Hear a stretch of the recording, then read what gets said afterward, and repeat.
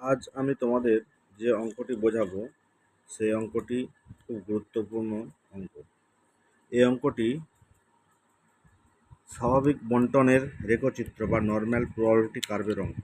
আগের দিন আমি তোমাদের অনলাইন ক্লাসে বুঝিয়েছিলাম যে একটি নর্ম্যাল প্রবাবিলিটি কার্ভ কীরকম দেখতে হয় বা স্বাভাবিক বণ্টনের রেখচিত্র কীরকম দেখতে হয়।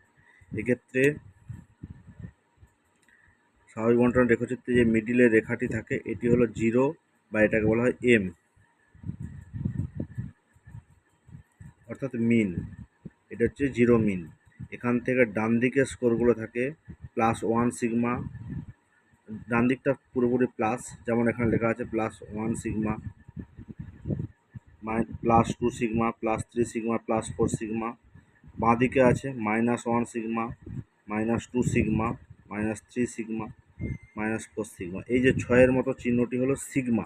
সিগমা হচ্ছে দেখতে অনেকটা এইরকম। এটা সিগমা মিনস হচ্ছে এসডি,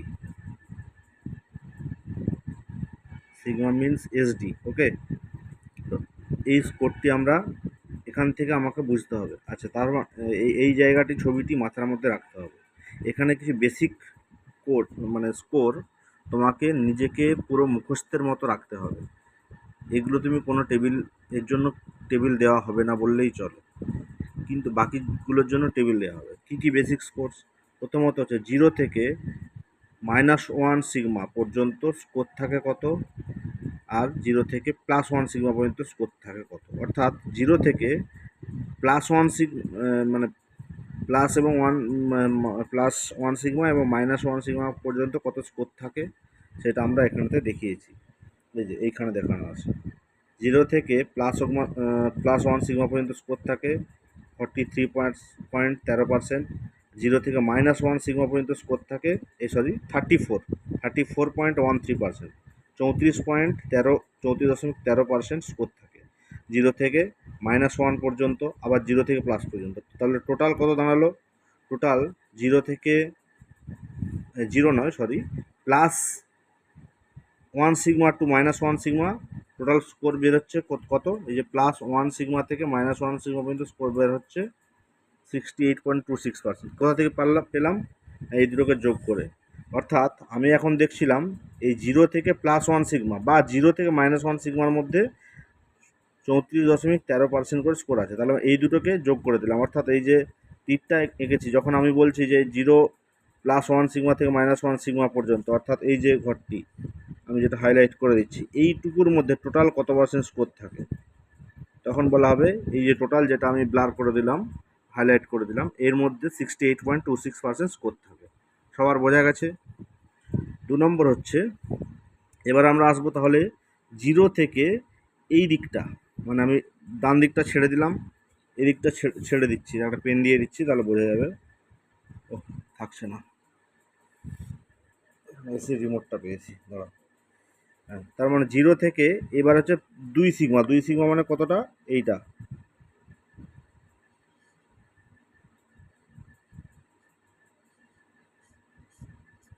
জিরো থেকে 2 সিগমার মধ্যে কত পার্সেন্ট স্কোর থাকে সেটা এখানে দেওয়া আছে, দেখো। 0 থেকে 2 সিগমা মানে -2 সিগমা, বাঁ দিকে হচ্ছে মাইনাস, এই যে 0 থেকে -2 সিগমার মধ্যে স্কোর থাকে 47.72%। ওকে, একই রকমভাবে 0 থেকে +2 সিগমা মানে এই দিকটা, আমি এখনও হাইলাইট করিনি, এই দিকটার মধ্যে কত পার্সেন্ট স্কোর থাকে, এখানেও ঠিক একই।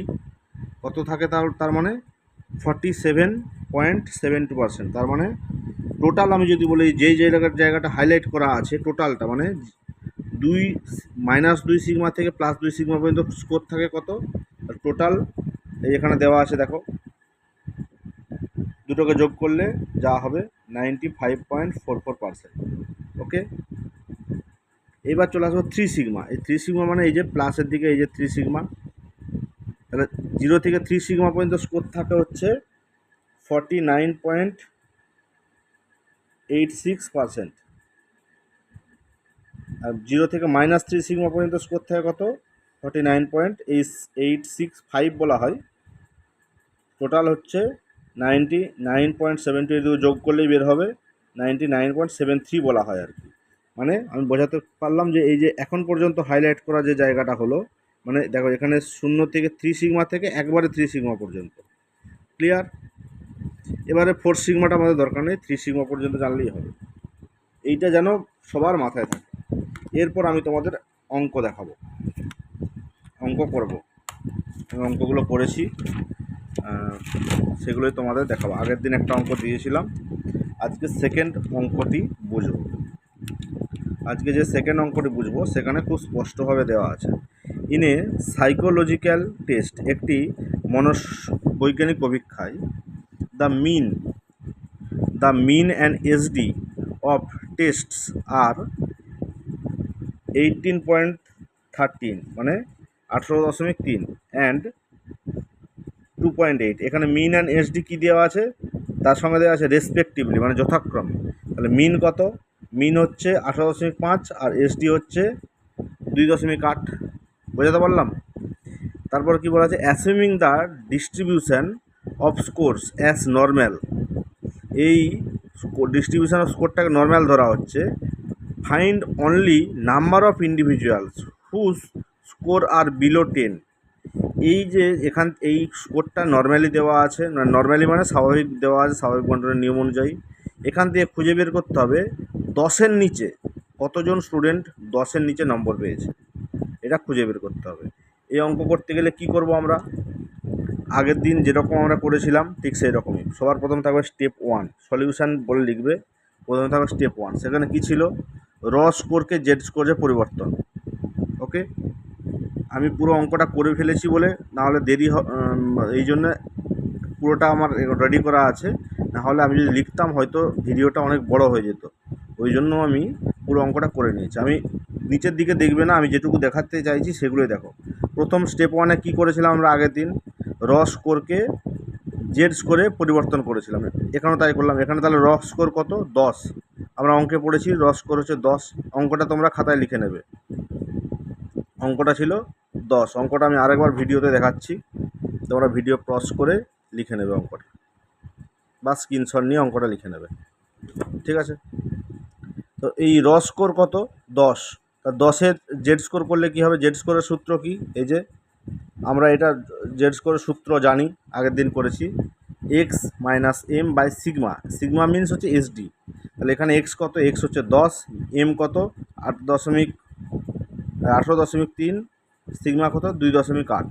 এইবারে যা উত্তর এইভাবে বার হচ্ছে, দেখো 10 মাইনাস 18.3 মাইনাস 2.8, তারপর আসলে একইভাবে মাইনাস 8.3 বাই 2.8, ক্যালকুলেশন করে আসে 2.96। এখানে দেওয়া আছে দেখো সিগমা, মানে এই যে এইটা বেরিয়ে গেল জেড স্কোরের যে মান যখন বেরিয়ে যাচ্ছে, জেড স্কোরের মানটাকে আমরা সিগমা দিয়ে চিহ্নিত করি, এই জন্য সিগমা। স্টেপ 2-তে কী বলা হয়েছে, স্টেপ 2-তে বলা হয়েছে স্বাভাবিক বন্টনের রেখচিত্র বা এনপিসি অঙ্কন করতে হবে। এনপিসি অঙ্কন করতে হবে। এনপিসি অঙ্কন করলাম, কিভাবে করলাম, এই যে এনপিসি অঙ্কন করলাম। আচ্ছা, এখানে দেওয়া আছে এম। আমরা সবাই জানি যে এই এম থেকে ডান দিকে 50% স্কোর থাকে, বাঁ দিকে 50% স্কোর থাকে। কী করে বললাম আমি, তোমরা দেখো আগের দিনেও দেখো, এই আগের যে আমি যেটা দেখালাম সেক্ষেত্রে দেখো, হ্যাঁ এখানেও দেখো যে -1 সিগমা +1 সিগমা, এই টোটাল 68 যে করেছিলাম। দেখো এই 0 থেকে -1-এর দিকে আছে কিন্তু 34.13, আবার 0 থেকে মাইনাসের দিকেও 34.13, আর প্লাসের দিকেও 34.13, নিয়ে টোটাল হচ্ছে 68.26। মানে এই দিকেও আছে, মাইনাসের দিকেও 50%, প্লাসের দিকেও 50%, মানে আমরা 0 থেকে দুদিকে কিন্তু 50% করে স্কোর থাকে, এটা স্বাভাবিক বন্টনের নিয়ম। আর এখানেও সেই নিয়মটাও খাটছে, আমরা জানি এখানেও 50% স্কোর থাকে, এখানেও 50% স্কোর থাকে, ঠিক আছে? তাহলে আমরা এখানেতে সিগমাটা আমার কত বেরিয়েছে, 2.96। তাহলে এইখান থেকে আমাকে এম বের করলাম, এই দাঁড়িটা দিয়ে এম বের করলাম। বাঁদিকে এই যে একটা রেখা ডট ডট ডট করা আছে, এইটা হচ্ছে -1 সিগমা, এটা হচ্ছে -2 সিগমা, আর আর একটু এইদিকে হবে, এইখানে হয়তো হবে -3 সিগমা। 3 সিগমা এখানে হতে পারে, আমি এটা দিয়ে লিখিনি, কিন্তু আমার দেখো স্কোর চেয়েছে কত। আচ্ছা, এখানে একটা ক্যালকুলেশন আছে, এখানেতে আমি যে 2.96 সিগমা, তো তাহলে এই যে 3-এর একটু আগে আগে হবে। 2.96 মানে 3-এর একটু আগে আগে। 3 যদি ধরো এইটা হয়, এইটা যদি 3 হয়, তাহলে 3-এর একটু আগে আগে, ভুল করছি, যদি এইটা যদি 3 হয়, 2 সিগমা করেছি তো, এইটা যদি 3 হয়, 3-এর একটু আগে আগে এই জায়গাটা হবে 2.96, মানে কোন জায়গাটা বলো তো, এইটা হবে 2.96, তা 3-এর তো একটু আগে আগেই। তার টোটাল এই জায়গাটাকে আমি একটু বোঝার জন্য পেন্সিল দিয়ে এঁকে দিতে পারি এরকম করে, এই অংশটুকু আমাকে খুঁজে বের করতে বলা আছে। এবার এই অংশের মধ্যে কত পার্সেন্ট স্কোর থাকে এটা আমরা কোথা থেকে বের করব?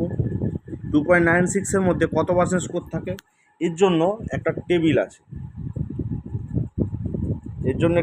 আছে, যে টেবিলটা আমি আগের দিনে তোমাদের পাঠিয়েছি হোয়াটসঅ্যাপ গ্রুপে। দেখো লেখা আছে, দেখো table B, areas of normal distribution curve proportionate out of 10,000 and critical values of Z.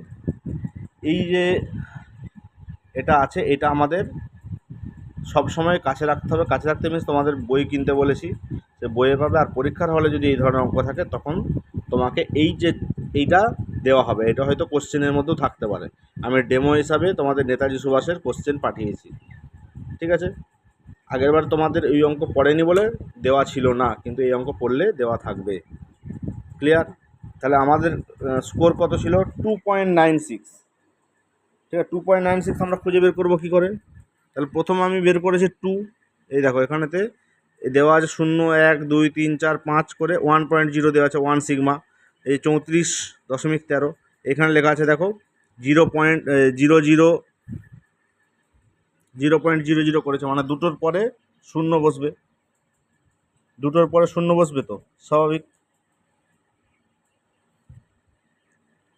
তাহলে এইখানেতে হচ্ছে 2 পয়েন্টে, দেখো 2 পয়েন্টে দেখা যাচ্ছে 47.72 2 পয়েন্টের স্কোর। তাহলে আমাদের কী হচ্ছে 2.9-এর স্কোর দেখো 49.81। তাহলে 2.96 ছিল আমাদের, মনে করে দেখো 2.9 ছিল না কিন্তু 2.96। 6টা কোথায় বের করবো আমরা? এই যে 2.9, এই যে 6 দেখতে পাচ্ছ, 6-এর সোজাসুজি আসো। এই ক্ষেত্রে 2.9 এখানে আমরা খুঁজি, 2.9 আর 6 কোথায় আসছে, 6 নম্বরটা কোনটা, এইটা। তার মানে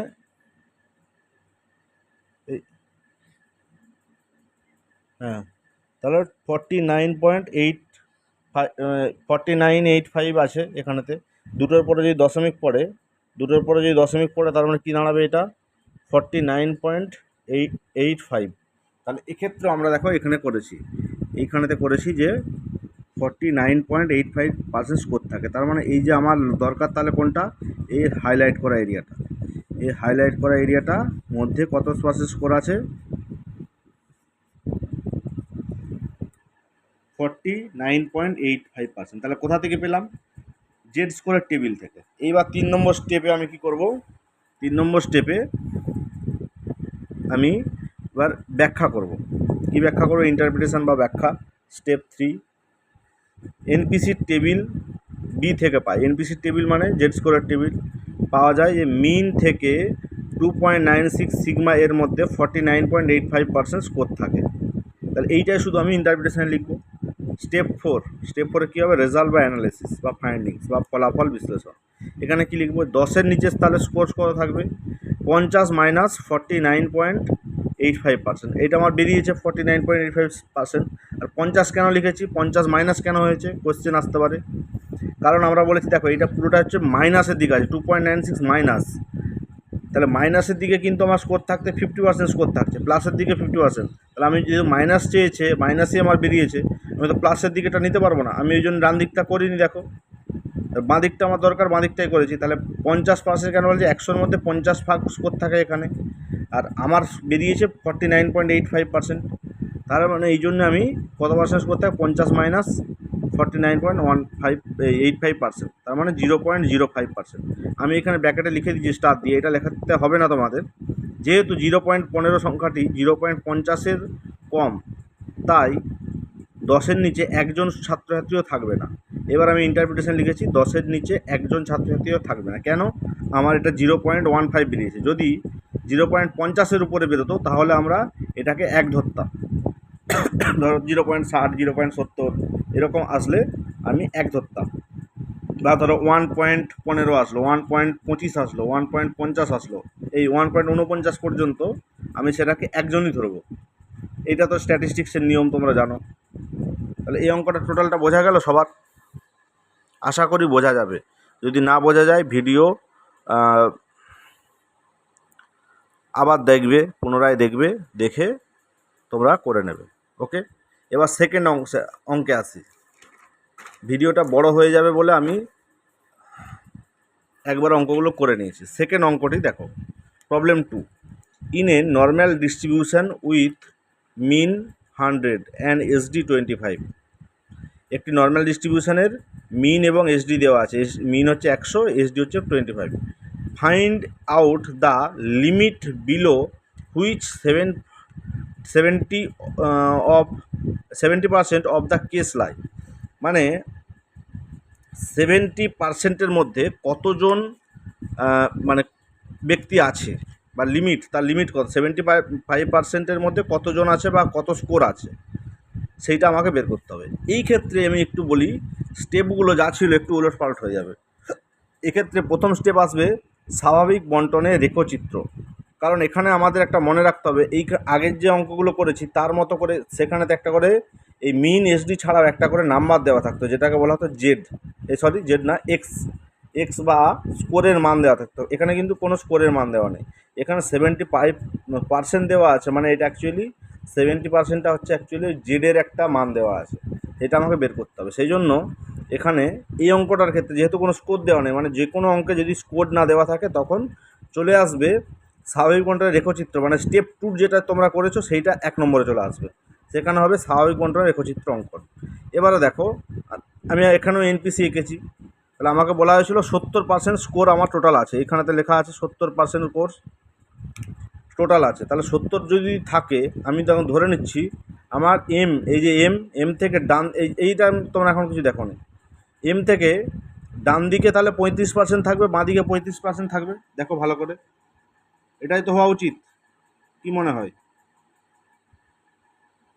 ডান দিকে 35% স্কোর থাকবে, বাঁ দিকে 35% স্কোর থাকবে। এবার 35% স্কোর থাকলে সেটা কোথায় যাবে, মানে তার যে ভ্যালুটা, জেড ভ্যালু কী হবে সেটা আমরা বের করব। সেটা বের করবো কোথা থেকে? আবার সেই জেড স্কোরের টেবিলে চলে আসবো। জেড স্কোর টেবিলে এসে দেখবো আমরা 35% স্কোর কোথায় পাচ্ছি আমরা। 35, দেখো এই যে 35-এর ঘরে চলে এসেছে, 34, 35। তাহলে 35.8, তার আগেরটা দেখো 34.85 আছে, আর 35.8। তার মানে আমরা এই 30.8কেই ধরবো। কেন ধরবো এটাকে? না, এইটা কিন্তু 35-এর সব থেকে কাছাকাছি। তারপরে চলে যাচ্ছে 35.31, 34.15, মানে এটা 0.15 কম, এটা 0.8 বেশি, 0.31, মানে আরও বেড়ে যাচ্ছে। তার মানে আমি এটাকেই ধরবো। এইটা কোথায় আসছে? 1 পয়েন্টে আসছে। 1 পয়েন্টে সোজাসুজি এইটাতে আসছে, মানে এই যে 1.4। তার মানে আমার সিগমা দাঁড়াবে কত? 1.4 সিগমা। বোঝাতে পারলাম?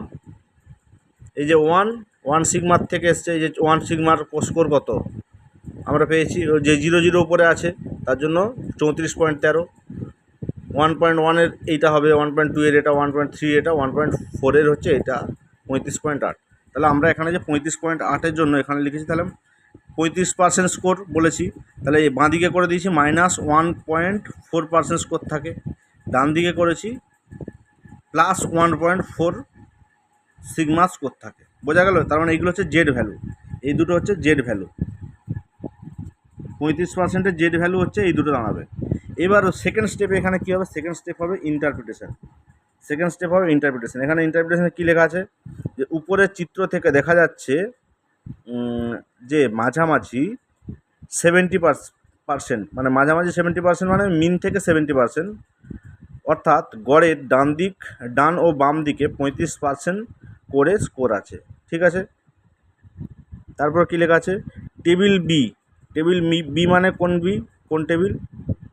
টেবিল বি মানে হচ্ছে জেড স্কোরের টেবিল থেকে দেখা যাচ্ছে যে 35.8%, ব্যাকেট আবার লিখে দিয়েছি যে 35-এর সব থেকে কাছাকাছি, এই যে লিখেছি দেখো, 35-এর সব থেকে কাছাকাছি স্কোর আছে 1.4 সিগমা।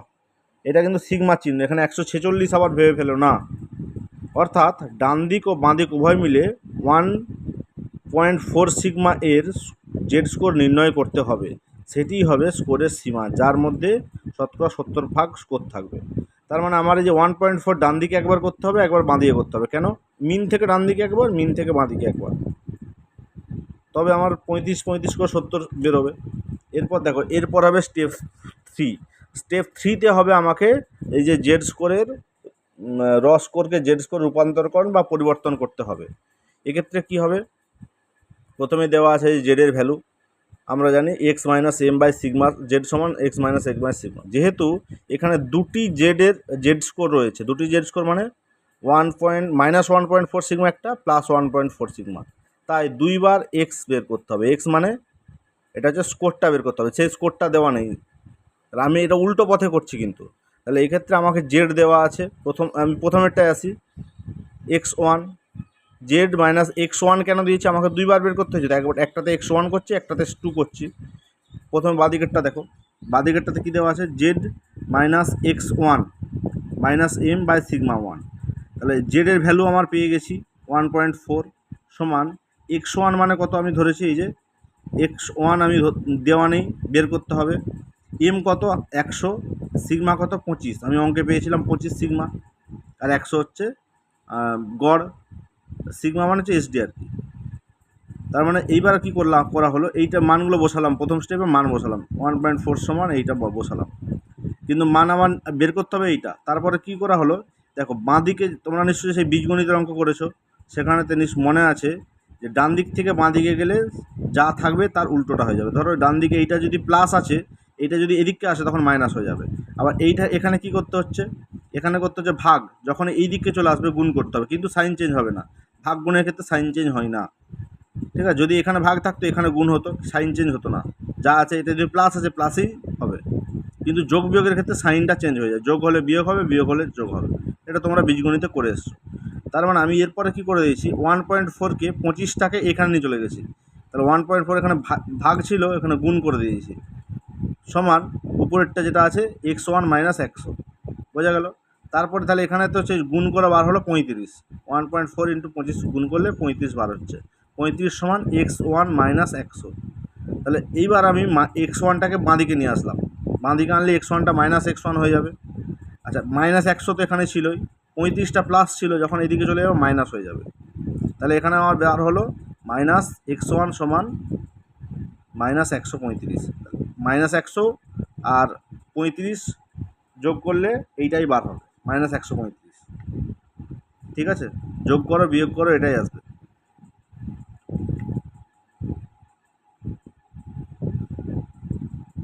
দরকার হলে ক্যালকুলেটারের সাহায্য নেবে। আচ্ছা, তাহলে এরপর আমরা কি করলাম, দুটোরই সাইন চেঞ্জ, এগুলো দুটোই মাইনাসে ছিল বলে আমি প্লাসে করে দিলাম, মাইনাস মাইনাস কেটে দিলাম, দিয়ে প্লাস হয়ে গেল। তাহলে x সমান সমান আমার বেরোলো 135।